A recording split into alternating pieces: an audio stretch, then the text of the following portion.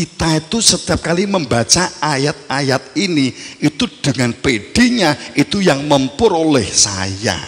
Kan gitu toh. Tapi saat berbicara tentang neraka, azab, bencana, itu kamu, dia, mereka, dan wong biyen dan orang dulu.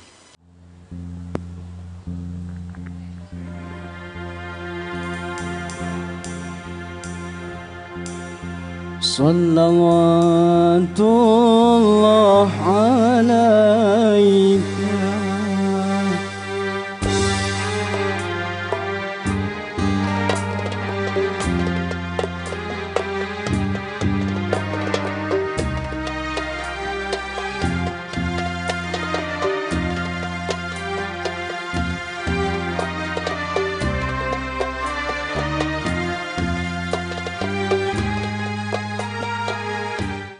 Rahimahumullah. Lagu ini ditulis oleh Sang Rumi Atusi saat beliau kekaguman kepada sang gurunya setelah sesaat beliau meminta ilmu tauhid. Sang Rumi Atusi ini adalah gurunya Syekh Abdul Qadir Jailani dan gurunya Al-Ghazali. Pada saat ternyata Syekh Abdul Qadir Jailani bersama dengan Al-Jili, dia yang Syekh Abdul Qadir Jailani ini membuat satu, dia banyak istilahnya kan murid, tapi tingkat keprihatinannya memang luar biasa beliau. Sampai kemudian kita terbiasa membaca sirahnya yang kemudian kita jadikan sebagai ubudiyahnya di mana-mana itu yang disebut dengan apa? Kelingan gak? Syekh Abdul Jailani mau coba biasanya manakib. Manakib Syekh Abdul Qadir Jailani. Tapi yang membuat manakib bukan Syekh Abdul Jailani, itu jauh setelahnya. Penulisan itu kekaguman kepada Syekh Abdul Qadir Jailani. Akan tetapi justru pada saat beliau mengetahui bahwa ternyata dia dikultuskan oleh seseorang yang bukan murid, yang dilihat adalah fisiknya, beliau ketakutan hebat. Kemudian beliau hijrah ke suatu tempat. Dan di situ dia karena dia memang memiliki apa ya, karomah barokah yang luar biasa, maka dia berada di dalam suatu tempat yang dia kemudian mendirikan sebuah kerajaan. Sebenarnya dia tidak bermaksud membuat kerajaan, tapi dia membuat sebuah sistem tata kelola kehidupan rububiyah ilahiyah yang ketentraman, kebaldatunan, toyibatun warapun ghafur itu belum dilampaui dalam jangka waktu beliau memimpin selama 7,5 tahun, memiliki tata kelola yang hebat. Di mana itu? Kena dibuka engko cek geger ngene wae cek tanda tanya ya. Seneng aku gawe apa jenenge?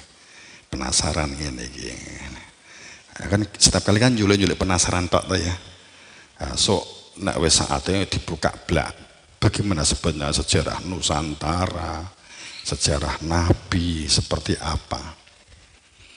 Yang harus kita ingat bahwa banyak sejarah itu ditunggangi kepentingan, ditunggangi kekuasaan, ditunggangi politik, ditunggangi kehormatan, ditunggangi rebutan buju, kan gitu toh, ditunggangi rebutan wilayah, ditunggangi rebutan sawit, ditunggangi rebutan kelop karet. Nah, itu sebenarnya itu sudah berlangsung dari tahun ke tahun, dari abad ke abad, dari periodik ke periodik, itu selalu terjadi. Kemutlakan, tapi yang jelas, makanya kemutlakan ulaika alladzi atanahumul kitab wal hikmah wa nubuwah. Fa in yakfur biha haula'i faqad wakalna biha qauma laisu biha bikafirin. Kemutlakan bahwa untuk mencari yang dapat menjabarkan dan menunjukkan atanahum yang diturunkan Allah kepada manusia tentang Alkitab, Al-Hikmah dan An-Nubuwah. Ini yang sesungguhnya Trisula Weda itu ini. Pada saat Joyoboyo ngungkap tentang Trisula Weda, dia sesungguhnya bukan idenya dia. Orang itu kan yang dilihat hasilnya, tidak mengetahui prosesnya.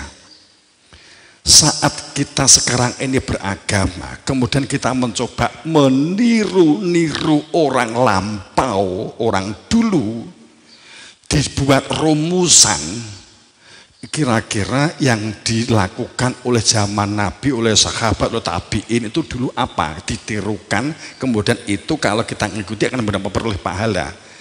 Yang kita lupa, kita tidak tahu prosesnya, bahwa para sahabat dan masa di tabi'in itu banyak yang murid, yang dia itu adalah ahli makrifat. Saya katakan ahli karena dia dalam sebuah perilaku yang berorientasi kepada kemakrifatan. Namun yang kita juga sering lupa bahwa makrifat sudah terlanjur didefinisikan oleh kita, itu adalah unggulan, itu produk unggulan, itu adalah produk yang tangeh. Lamun seseorang itu bisa makrifat, itu hanya hak istimewanya orang-orang yang diberi rahmat oleh Allah. Memang benar, walaula fadlullah wa rahmatuhu la ta'batumu syaiton ila qalila, enggak salah. Tanpa fadl, tanpa fadilah, tanpa digerakkan oleh Tuhan, artinya bahwa setiap diri bergerak itu karena ada ruh milik Tuhan. Tanpa fadlullah, karena digerakkan oleh Tuhan, karena yang bersangkutan itu berada di dalam jiwa fakir, merasa butuh. Tapi jika anraustagna, jika merasa cukup, maka tidak akan memperoleh fadilah. Wah rahmatuhu, titik temu dua zat atau lebih yang ini akan menentramkan. Maka semua manusia pasti mengikuti setan, ilah kecuali qolila, sedikit banget. Qolil itu maknanya langka.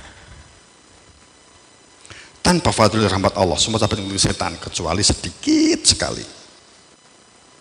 Nah, gitu. Jamaah rahimakumullah. Maka kemutlakan untuk, sehingga sampai dikatakan ulaika, mereka itu loh, kan gitu loh maunya Gusti Allah itu, mereka itu loh, ada saya tuh menunjuk orang yang ulaika ladzi atanahumul kitab, dia itu sebagai Alkitab, sebagai Al-Hikmah, sebagai An-Nubuwah, dan juga menunjukkan apa itu kitab Alkitab, apa itu nubuah An-Nubuwah, apa itu hikmah Al-Hikmah. Pasti ada. Jika ini kamu tolak, kamu ingkari, maka akan saya datangkan makhluk yang baru, akan saya ganti keberadaan kalian dalam tata kelola kehidupan. Kan itu ayatnya Allah. Sayang, saat kita berbicara tentang enak, tentang anugerah, tentang betok, tentang sukses, tentang surga, betok maksud saya arisan ya, kemudian tentang widodari, kita itu setiap kali membaca ayat-ayat ini itu dengan pedenya, itu yang memperoleh saya, kan gitu toh. Tapi saat berbicara tentang neraka, azab, bencana, itu kamu, dia, mereka, dan wong bien, dan orang dulu. Setiap kali dia berbicara tentang azab, kebencanaan, itu hanya berlaku untuk orang yang masa lalu dan untuk mereka yang kafir, tidak pernah berpikir dirinya bisa jadi kafir. Orang yang munafik tidak pernah dirinya berpikir dirinya munafik. Orang fasik tidak pernah kita bisa jadi fasik. Kafir, sumum bukmun umyun fahum la yarjiun. Kafir tidak pernah didefinisikan Hindu, Buddha, Kristen, agama lain. Quran setiap kali menyebut kafir, orang yang memiliki karakter bisu tapi sering kerasani, kan gitu. Tuli kelihatannya punya telinga, tapi tidak pernah digunakan untuk mencermati, tapi digunakan untuk mendengar keburukan orang lain. Punya mata, digunakan hanya untuk nginceng, kan gitu. Jadi orang yang bisu, tuli, buta, sehingga dia tidak kembali. Wujudnya apa dikatakan bisu itu?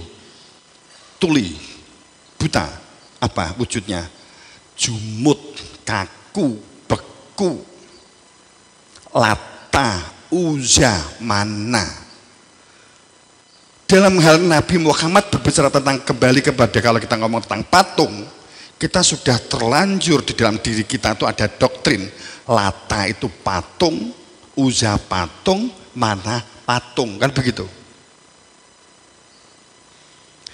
Lata itu orang yang mudah sekali kena pengaruh kehidupan. Kancanya ingin ini, dia ingin ini, kancanya ingin itu, dia ingin itu. Kancanya itu maksudnya koncone ya, temannya gitu ya bahasa Indonesianya. Kalau yang lain beli motor pengen motor, yang lain beli mobil pengen mobil, ganti kendaraan pengen kendaraan, ganti cat, tonggone ya pengen ya melu tuku cat, tonggone mantu ya pengen mantu, sampai tonggone mati pengen mati, tonggone sering layat pengen dilayat. Itu saking latanya. Uzza yang dikejar hanya kesenangan, tidak pernah berbicara tentang kebutuhan yang esensi, yang inti tentang Tuhan. Dan kultus jumut dan kaku berbangga-bangga kepada nenek moyangnya. Agama itu dikira agama nenek moyang. Kalau organisasi, mbahmu gawe organisasi, kemudian kamu sembah-sembah di organisasi itu, sehingga menjadi organisasi itu menjadi agamamu. Pomone saiki dikene pomosda, dulu Mbah Yai. Kalau keluarganya kemudian fanatik, maka ini kesalahan fatal. Tapi inilah di mana-mana banyak terjadi.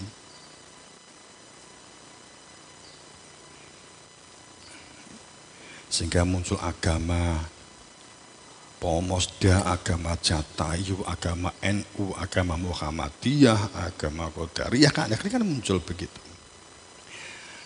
Kalau sudah fanatik, ya itu kan mestinya kan alat untuk berbuat kemaslahatan. Kembali, ulaika atainahum, jadi hikmah Alkitab, Alkimah, An-Nubuwah mutlak. Mutlak. Jika ini ditolak, maka Allah akan menyerahkan kepada kaum. Ini kalau kamu membaca terjemahnya ini, kukur-kukur mestinya.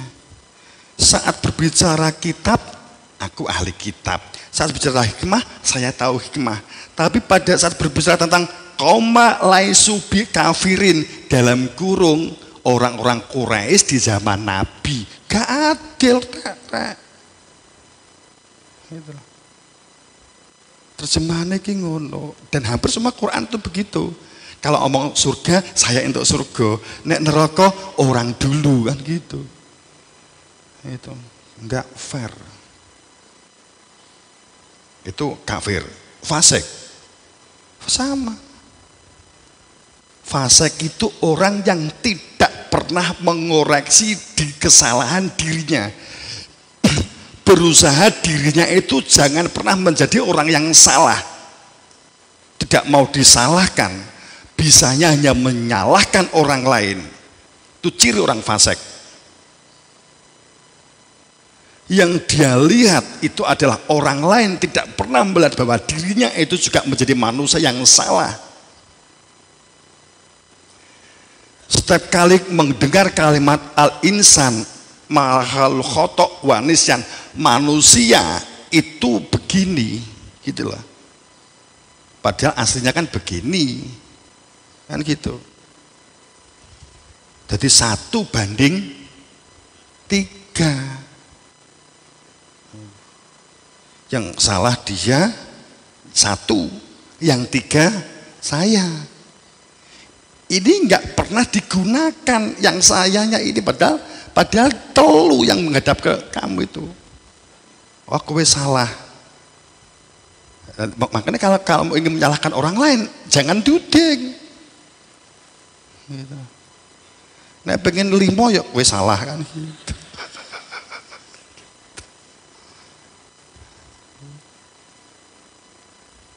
Ini yang menjadikan rusaknya keadaan dan situasi.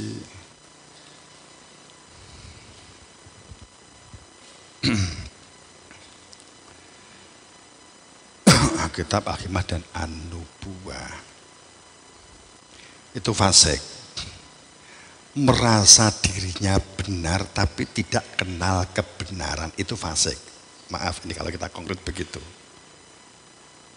Orang fasik itu berbicara kebenaran, berbicara sesuatu, tapi dia sesuatu ini nggak tahu apa-apa, kecuali hanya dari buku, dari kitab, dari bacaan.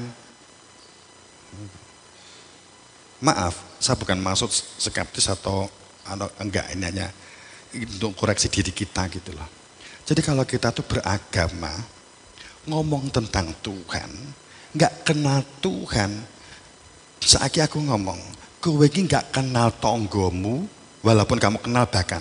Terus kamu berbicara tentang istrine koncomu, piye rasane? Wis piye rasane wis? Gimana rasanya? Kamu bercerita seperti sok kenal, kamu punya teman, katakanlah pamannya Mas Toha, ya gitu. Kemudian karo lormu sapa? Sultan. Toha itu yang diceritakan istrinya Sultan terus. Cemburu enggak Sultan? Cemburu kan? Kenapa kamu mengomongkan istri saya? Kok terus menerus kamu bicarakan istri saya? Ada apa kamu dengan istri saya? Apa hak kamu membicarakan kepada orang lain tentang istri saya? Wong kamu gak kenal istri saya, gak tahu istri saya. Enggak, saya sering roh nginceng yo, paling kan gitu. Enggak, saya membaca buku-bukunya. Sama, kita berbicara tentang Tuhan, tapi gak tahu Tuhan, yang ditahu hantu apalagi. Maka Tuhan menjadi fasik. Gitu loh. Benar mungguwi pikirannya, pendapatnya, dan kelompoknya, tapi salah di mata Allah. Tepatnya benar menurut keyakinan, kepercayaannya, tapi tidak terkenal Allah. Itu sebenarnya kategori fasikun. Kalau munafikun, ini harus ada ikatan janji. Tapi intinya bahwa munafik itu orang yang merusak kehidupan, merusak kebersamaan, merusak kesatuan. Wujudnya apa? Saat neraka dipenuhi oleh orang fasik dan munafik serta kafir, tidak ada kata lain, kalian harus berjuang. Ini tak pelajari ini, paham gak? Neraka telah dipenuhi oleh orang-orang munafik, orang fasik, dan orang kafir. Neraka itu apa toh? Neraka itu hasil dari munafik, musyrik, dan kafir. Yang bahan bakarnya manusia dan jin serta setan. Kan begitu toh? Ya minal jinni wal insi, bahan bakarnya manusia. Tapi kita selalu berpikir sampai enek komiin rokok itu bahan bakarnya menungso, kan begitu. Yang dimaksud bahan bakarnya menungso itu adalah kita gampang goyah goncang karena oloan, karena bulian. Jadi kalau kamu ngerasani, kamu itu ngolok-ngolok, kamu itu ada res-res, kamu ada dengki, maka kamulah bahan bakar. Maka itu kamu jadi orang, menjadi bahan bakarin rokok. Apa rokoknya? Ya saat kamu saat ini di dunia itu sudah digeluti oleh iri, dengki, hebatnya ego. Sebenarnya ini kita itu sudah di dalam neraka. Gitu.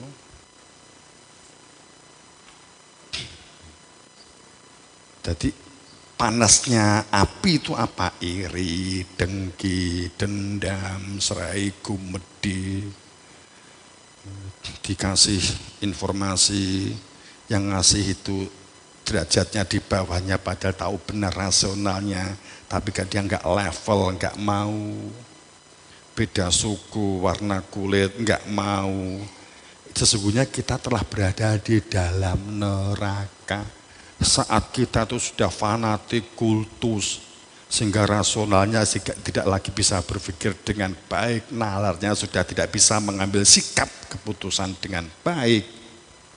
Kemudian kita mengambil keputusan didasarkan atas dari luar diri, dikei piro, wani piro. Kowe nek bayar sakmene ya tas jadikan iki, kowe nek bayar sakmene dadi iso dadi RW, nek bayar sakmene kowe dadi kami tuwa, kan gitu. Maka itu menjadi bahan bakar. Umpamanya kan begitu. Ini kan saya ngomong upamanya. Gitu loh. Supaya saya dapat uang lebih, maka orang nggak sakit saya katakan sakit, sebab kalau saya katakan sakit maka obat saya payu. Saya juga dapat subsidi, upama ini kan upama.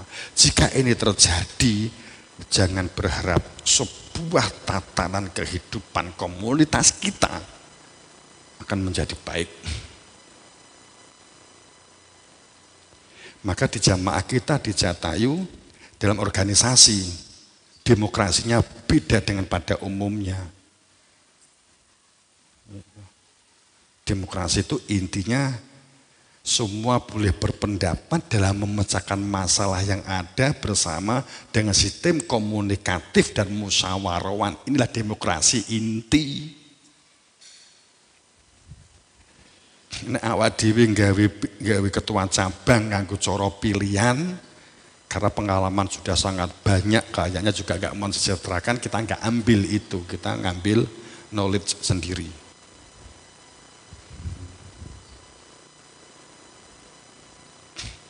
Sehingga orang yang menjadi unsur, kita gak ingin yang menjadi unsur pimpinan, koordinator, karena dia lebih kaya, tapi dia nggak bisa bekerja. Dia nggak ada ahli di situ. Dia nggak tahu apa-apa. Hanya bondoni duit jadi pemimpin kan begitu. Kita kan nggak ingin. Nek duit investasi saja. Nek jamaah kuwi secara ekonomi butuh diangkat.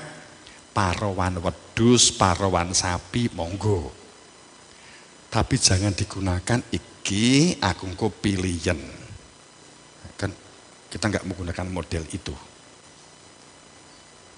Pasti itu rusak. Wes, ini dijamin rusak. Wes, nggak mungkin nggak. Itu seandainya kita begitu. Kita nggak ngomong tetangga loh ya. Kita nggak ngomong tetangga. beda. Kita ngomong ngamarto, kita ngomong ngamarto. Kita nggak ngomong ngastino. Ngastino itu pejabatnya sesungguhnya adalah pejabat titipan. Kerasan seharusnya diserahkan kepada Pendowo, nggak mau. Nggak boleh. Lebih baik toh nyowo.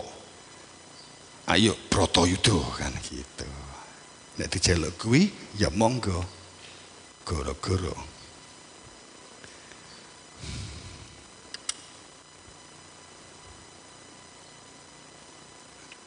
Tapi kehidupan sehari-harinya ya normal, ya kita membantu, ya kita ya normal. Kalau kita izin harus bayar, ya bayar. Berarti nyogok ndak apa-apa. Ndak apa-apa. Nek gak ngono kan gak izinnya gak metu, ya apa-apa. Niatnya bismillah aja nyogok. Hibah, hadiah, ngamal. Kan itu.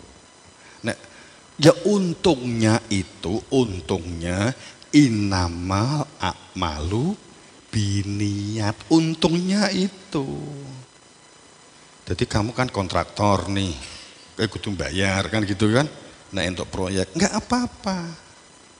Sekarang yang penting, nek kamu itu nyogok, kemudian kamu mlebu sel, wah nek konangan mlebu sel, kamu siap mental, nggak apa-apa.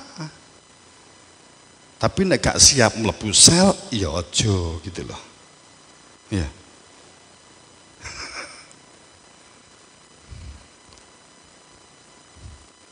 Kipi hukum, ini ngomongin ngomong syariat.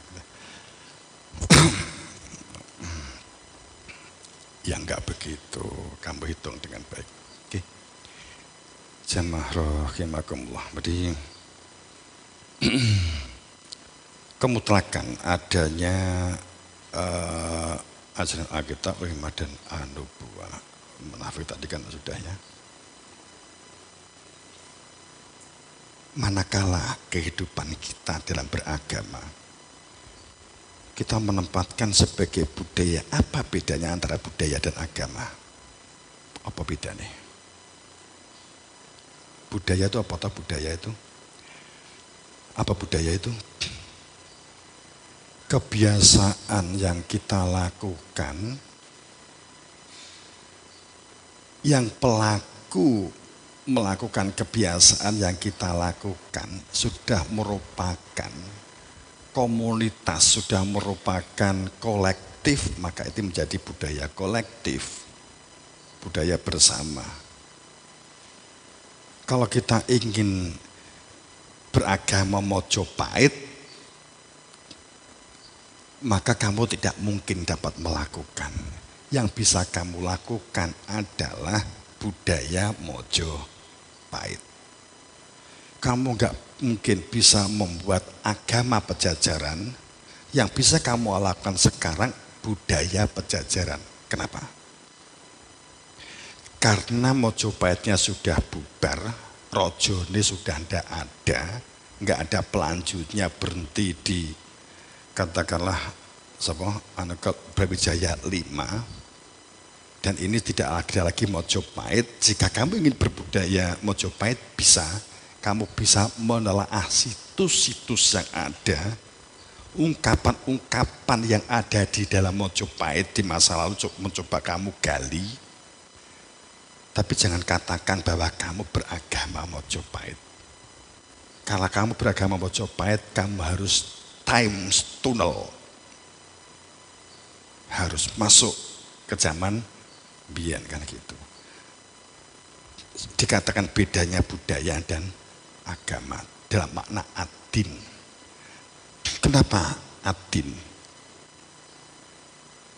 Din dengan agama bisa jadi kita asumsikan sama, din, dal, ya, nun. Oke, itu sama dengan agama. Tapi kalau sudah aldin, apalagi adin, sudah tidak mungkin dan tidak bisa dikatakan bahwa agama sama dengan adin. Kalau adin itu mukotob, adep-adep, depan ada tasjid berarti majhul, berarti ini ada yang hak, wenang dan sah. Itu disebut ad-din. Al-isimnya makrifah, metodenya, sistemnya harus jelas dalam kepastian bahwa hidup yang kita jalani tujuannya jelas, untuk apa kita di dunia. Apa sih bedanya dunia dan akhirat?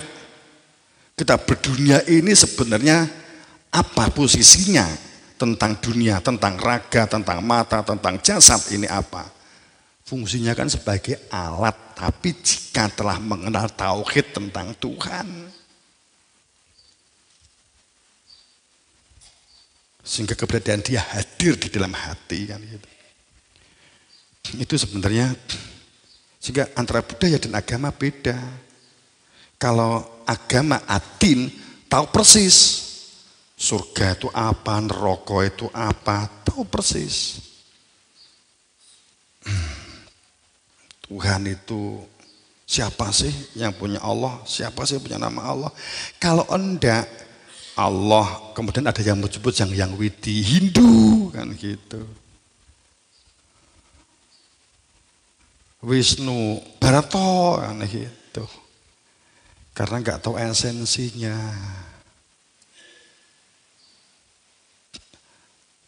Kamu mau makan Pama, kita, wah saya nggak mau kohwah, enggak, mau saya kopi. Loh di sini adanya kohwah, enggak saya enggak itu kopi, kohwah. Karena nggak tahu kopi, nggak tahu kohwah, padahal kohwah itu sama dengan kopi. Oh kopi, ya oke, kalau begitu kohwah jahanam kan gitu. Maksudnya kopi panas.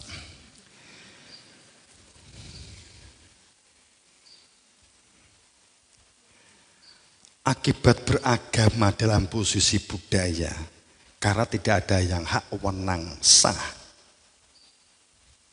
maka beragamanya dikuasai oleh teks dan konsep yang muncul dari perspektif imajinasi, khayalan, dan mimpi.